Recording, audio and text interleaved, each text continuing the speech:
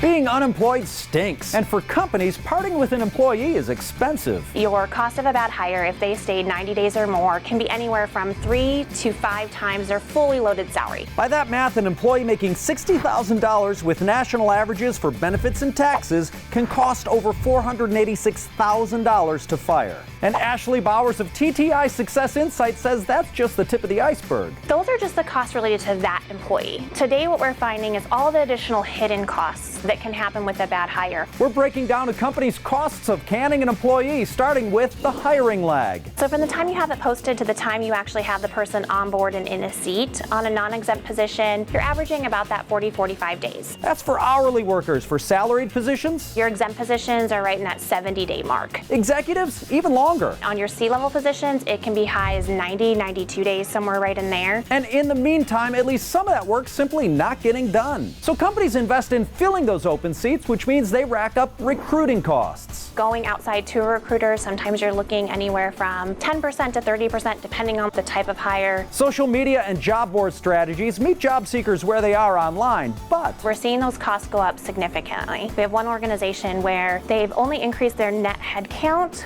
by 5 people this year, but their recruiting costs have gone up 60%. yikes. So those are the costs you can measure. What about when you make a bad hire and have to fire him shortly after bringing him on? You risk messing with your company's vibe. Cultures are fragile. It's not really quantifiable. You never know exactly how much it's costing you until it's too late. What does the hiring mistake communicate to the company's core group? Do those employees start to say, maybe this place is changing, maybe it's not for me anymore, and then they start looking for other opportunities. And a company risks losing its best pipeline for new talent, employee referrals. If you lose your reputation, that's a lot harder to overcome. Then there's the glass door effect. Every bad hire that gets canned now has a megaphone. There's truth in it somewhere. Somebody left your company with that perception, and that's the voice that people are looking at. Finally, there could be consumer costs. Sometimes consumers are also looking for those reviews to understand, how does this organization treat its employees? How does it treat its vendors? Is it a company that I want to do business with and be connected with? And that can affect the bottom line. So if you run a company, take your time when making that new hire. Doing the reference checks, doing the background checks. I think we're shortcutting some of our processes, and I think that's leading to a lot of our mistakes right now. The costs of canning are at the top of the list.